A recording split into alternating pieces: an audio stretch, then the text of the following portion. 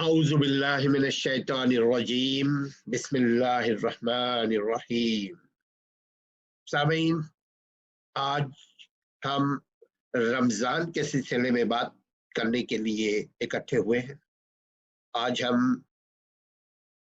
Fill वक्त हम दो हैं, मैं यानी असलम परवेज एडवोकेट और कारी अली आफ्ताब, शेख कारी अली आफ्ताब। इंशाअल्लाह ताला अल्लाह ताला हमारे जो कुछ हम कहें उस पर अमल करने वाला पहले हमें बना, हमारी जुबान में इतनी तासीर अता फरमा कि लोग समझे और मेरा खानदान भी इससे फायदा हासिल करे और मेरी जात भी इससे फायदा हासिल करे और ये अमल हमारे लिए सदक़ाए जारिया का सबब अल्लाह रब्बुल आलमीन हमारे लिए बना दे। अस्सलामु अलैकुम वरहमतुल्लाहि वबरकातुहू। वालेकुम अस्सलाम वरहमतुल्लाहि वबरकातुहू। तो अली, जैसा कि आपको मालूम है कि आज हम लोग बात करेंगे रमज़ान के लिए। क्या रमज़ान भूखे रहने का नाम है? क्या रमज़ान में हमें सिर्फ रोज़ा रखो, अफ्तारी करो, सहरी खाओ, तहज्जुद पढ़ो और सो जाओ, या सवाब खूब हासिल करो, रात को गिनती गिनो कि इतना सवाब हमने हासिल कर लिया है, उसके बाद सो जाओ, फिर महीने के आखिरी में गिन लो कि इतना मिलियन हमने सवाब हासिल कर लिया, वजू करके, रोजा रख करके, खाना खा करके, खूब डट करके, अफ्तारी करके, सहरी करके, या रमजान के पीछे रमजान का कोई विजन मकसद भी है हमारे लिए। बिस्मिल्लाह। बिस्मिल्लाहिर्रहमानिर्रहीम। अल्हम्दुलिल्लाह वस्सलातु वस्सलामु अला रसूलिल्लाह, अम्मा बअद।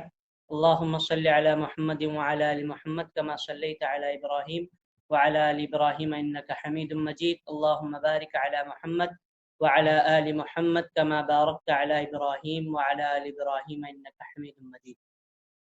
आपका बहुत ही अच्छा सवाल है कि आपने कहा कि रमज़ान हम सिर्फ अपनी ज़ात तक महदूद करें या खुद ही खूब अजर हासिल करें, या लोगों के लिए भी आसानी का बाइस अपनी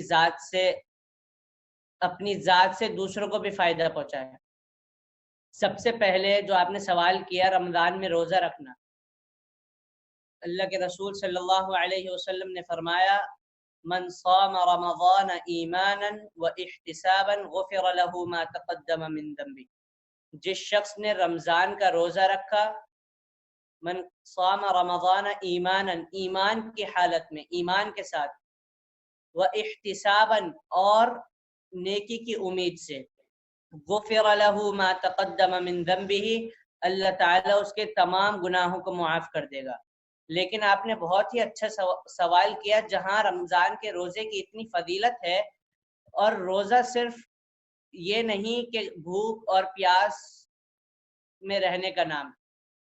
अल्लाह के रसूल सल्लल्लाहु अलैहि वसल्लम की एक हदीस है कि रोज़ा वो नहीं कि रमज़ान में रोज़ा रखा और झूठ भी बोल रहे हैं और गालम गलोच भी कर रहे हैं और पड़ोसी को ईज़ा भी दे रहे हैं और झगड़ा भी नहीं छोड़ रहे, और जो हमारे मामलात हैं जिसमें हम कमी का शिकार हैं उसकी इस्लाह भी नहीं कर रहे, तो ये रोज़ा नहीं कहलाएगा। तो अल्लाह ताला ने ये रोज़ा रमज़ान दिया ही इसलिए है, इस रोज़े की वजह से जितने भी मामलात हैं, जितनी भी हमारी कमी कोताहियां हैं, हम उसको दूर करें। जब हम उसको दूर करेंगे, ये रमज़ान अल्लाह ताला 12 महीनों में से एक महीने हमें देता है, ताकि हम इस 30 दिनों में अपने 11 महीने की तैयारी कर लें। और अल्लाह के रसूल सल्लल्लाहु अलैहि वसल्लम ने फरमाया तरावी के बारे में, मन क़ाम रमज़ान ईमानन व इह्तिसाबन गुफ़िर लहू मा तक़द्दम मिन ज़ंबिही। सही बुखारी के हदीस है, हदीस नंबर 2009। रसूलुल्लाह सल्लल्लाहु, अबू हुरैरा रज़ियल्लाहु अन्हु इस हदीस के रावी हैं।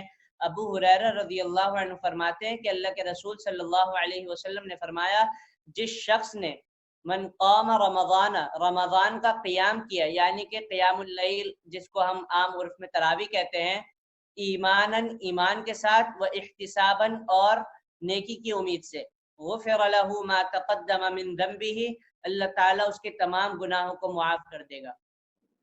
تو یہ نماز تراویح اس کی بھی بڑی فضیلت ہے، لیکن ایسا نہیں کہ ہم نماز میں اپنی ذات میں تو مشغول ہیں لیکن معاملات میں ہمارا دخل انداز نہیں ہے، ہم دوسرے معاملات سے غافل ہیں، ہم اپنے لیے تو سوچ رہے ہیں لیکن ہمارا پڑوسی ہم سے ناخوش ہے، ہمارے ہمسائے، ہمارے رشتہ دار ہم سے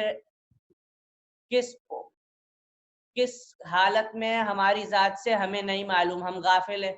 ایسی نماز کا کوئی فائدہ نہیں۔ ہاں جہاں اتنی اس کی فضیلت ہے وہاں دوسرے معاملات کو بھی ساتھ ساتھ لے کر چلے۔ اسی لیے رسول اللہ صلی اللہ علیہ وسلم کے بارے میں ہم اور آپ جانتے ہیں کہ آپ صلی اللہ علیہ وسلم سے بڑا اس دنیا میں کوئی سخی نہیں تھا، لیکن جب رمضان آتا تو آپ صلی اللہ علیہ وسلم آندھی کی طرح خرچ کرتے۔ تو اس سے ایک سبق ہمیں پتہ چلا، رمضان میں روزہ بھی رکھنا ہے ایمان کے ساتھ۔ روزہ ہمیں یہ درس دے رہا ہے کہ ہماری ذات سے کسی کو تکلیف نہ پہنچے، ہم دوسروں کا خیال بھی رکھیں، دوسروں کے غم اور خوشی میں شریک بھی ہوں، اور جو ابھی میں نے بات کہی اس میں بھی ہم شامل ہوں۔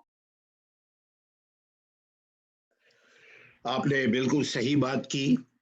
اب ہم اس بات پہ ذرا عہد کریں کہ جو روزہ ہمیں برداشت کرنا سکھاتا ہے، صبر کرنا سکھاتا ہے،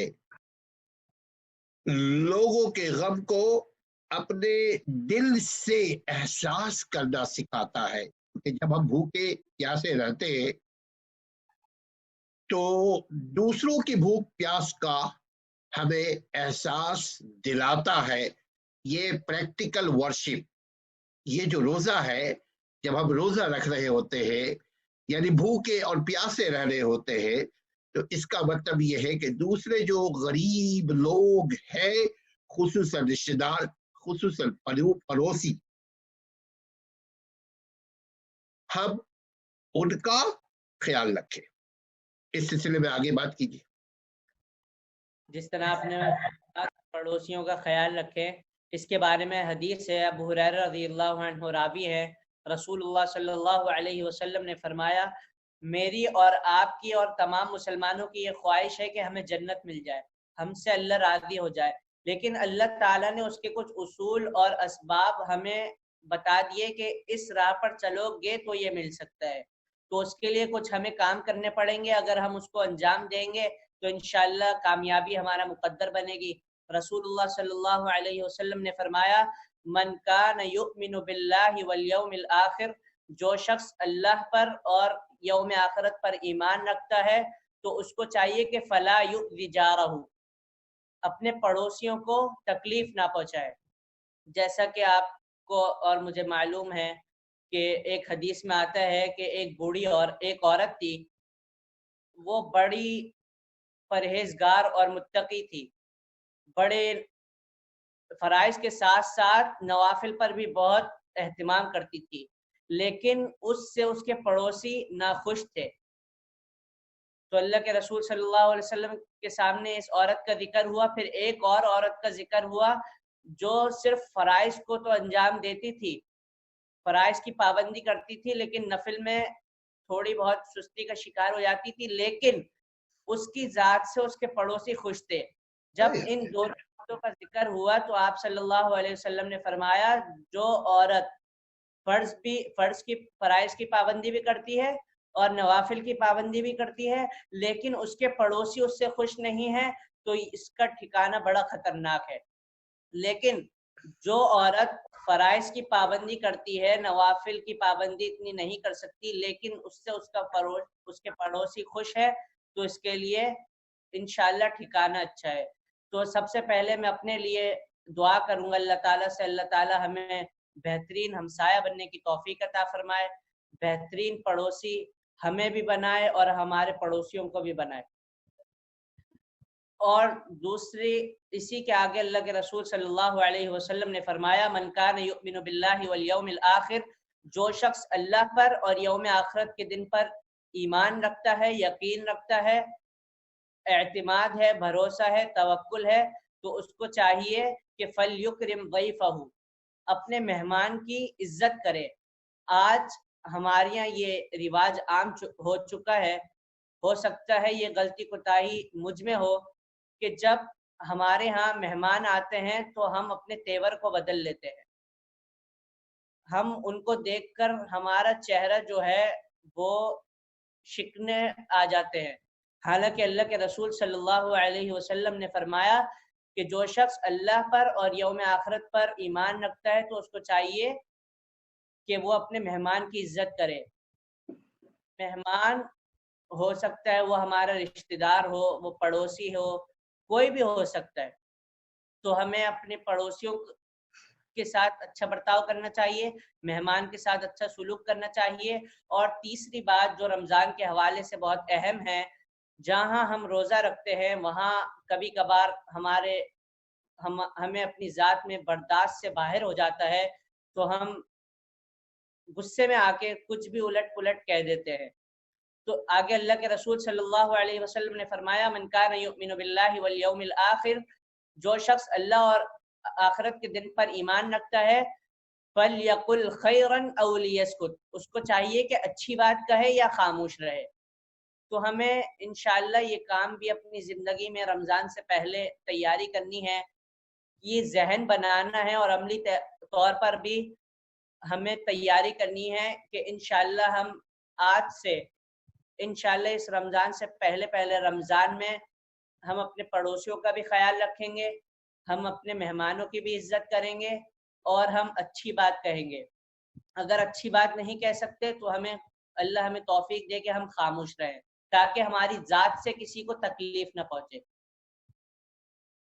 سبحان اللہ، بہت اچھی بات کی۔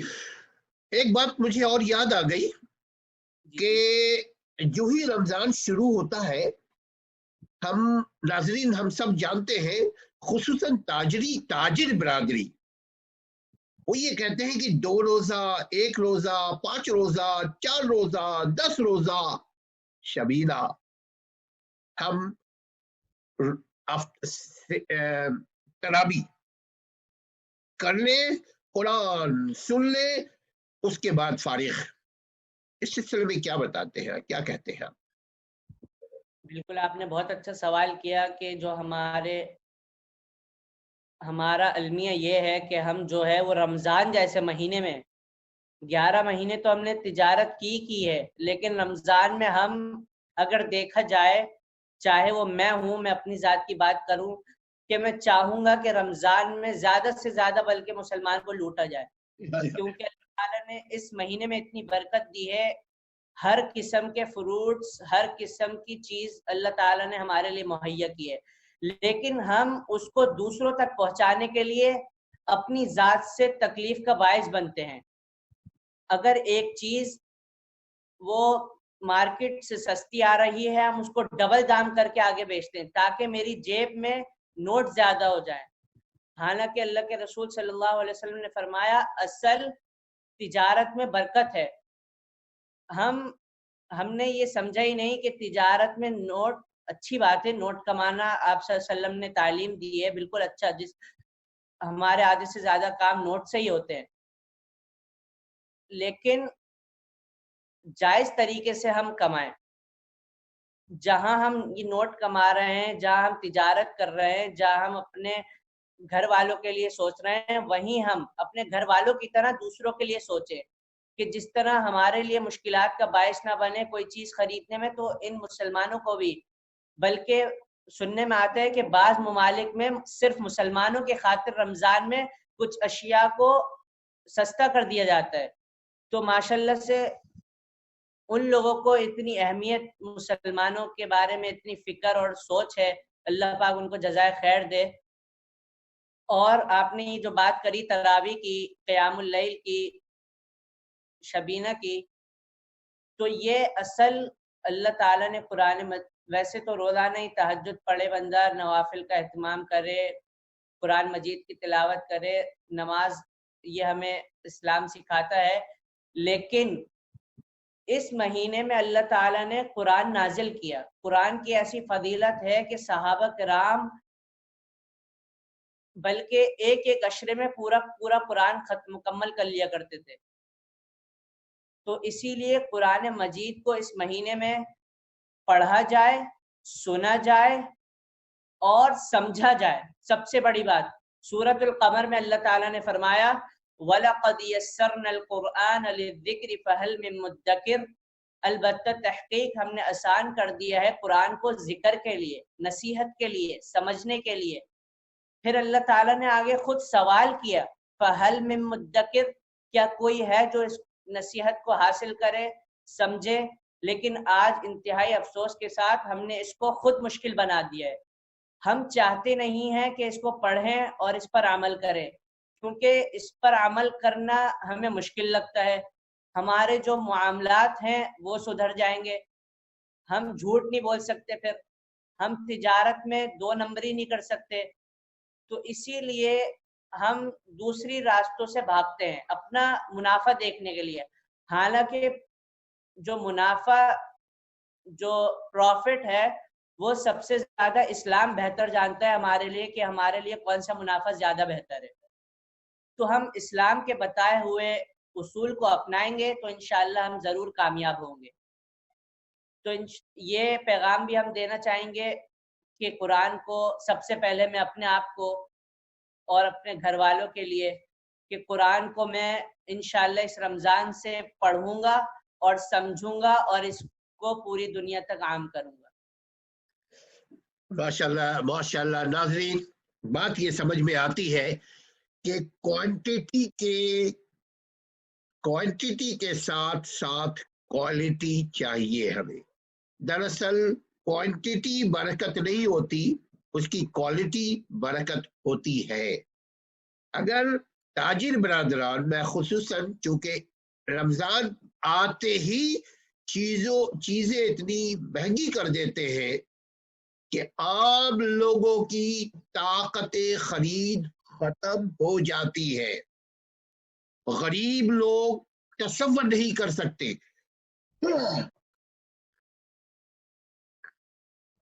غریب لوگ سوچ بھی نہیں سکتے کہ وہ پھل فروٹ کھائے اور اپنے بچوں کو کھلائے, دودھ خود بھی کھائے پیے اور بچوں کو کھلائے پلائے. ہم میجورٹی کی ترجمانی کر رہے ہیں, لہذا کوشش کیجیے گا, تاجر برادری خصوصاً کوشش کیجیے گا کہ اس ماہ مبارک رمضان مبارک میں چیزوں کو سستا کر دے, بلکہ اگر ہو سکے تو منافع نہ لے, خرید ہی کی قیمت پہ بیچے.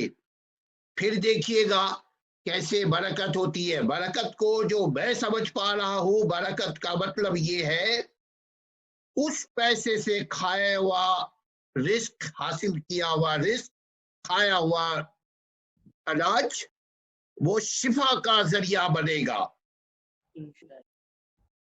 انشاءاللہ تعالی. اس پیسے سے کھایا ہوا اناج ہمیں بیماریوں سے بچا کر رکھے گا, ہمیں مشکلوں سے, جسمانی پریشانیوں سے, ذہنی پریشانیوں سے بچائے گا انشاءاللہ تعالی.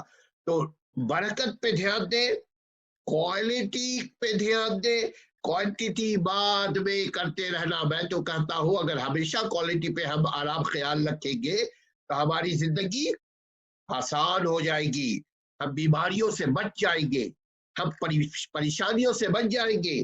دیکھیے ایک شخص بیمار ہوتا ہے, وہ سارا سرمایہ لگا دیتا ہے ڈاکٹر اور ہاسپٹل کے نظر کر دیتا ہے. اگر ان چیزوں سے بچنا ہے تو خیر والی روزی اس رمضان سے شروع کر دے انشاءاللہ تعالی. کیا کہتے ہیں؟ انشاءاللہ بالکل. آپ کی ایک بات سے مجھے بہت اچھی بات یاد آئی کہ ہم سمجھتے ہیں جو ہم بیچ رہے ہیں اس میں زیادہ سے زیادہ منافع ہو اور ہمارے پاس مال کی کثرت ہو جائے, اللہ کے رسول صلی اللہ علیہ وسلم کی حدیث ہے، اگر ہم تجارت کرتے ہوئے اس حدیث کو سامنے رکھیں تو انشاءاللہ ضرور برکت ہوگی۔ اللہ کے رسول صلی اللہ علیہ وسلم نے فرمایا واللہ فی عون العبد ما کان العبد فی عون اخی، اللہ تعالی بندے کی اس وقت تک مدد میں ہوتا ہے جب تک بندہ اپنے مسلمان بھائی کی مدد کرتا رہتا ہے۔ تو اس سے بڑی کیا بات ہے کہ اللہ ہماری مدد کرے۔ اگر ہم مسلمان کے لیے آسانی پیدا کریں گے تو اللہ تعالی ہمارے معاملات کو آسان کر دے گا۔ تو انشاءاللہ اگر اس سوچ کے ساتھ ہم تجارت کے میدان میں اتریں گے تو اللہ تعالی ہماری تجارت کو پھیلائے گا بھی اور کامیاب بھی کرے گا انشاءاللہ۔ انشاءاللہ تعالی رمضان مبارک آنے والا کسی وقت کسی گھڑی 1 2 3 دن میں انشاءاللہ تعالی خبر مل جائے گی۔ سنا ہے جمعرات یا جمعے کو سعودی عرب میں رمضان کا اعلان، چاند کا اعلان ہو جائے گا انشاءاللہ تعالی۔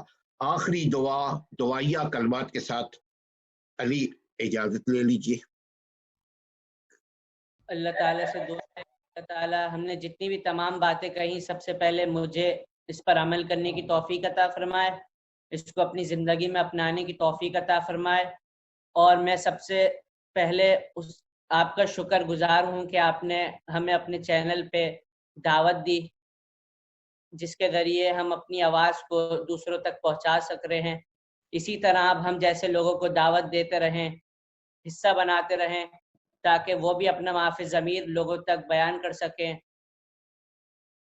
اللہ تعالیٰ سے دعا ہے اللہ تعالیٰ ہمیں اس رمضان میں کامیابی اور کامرانی نصیب فرمائے، اور ہماری زندگی کے جو زاویے ہیں ان کو سیدھی راہ پر گامزن فرمائے۔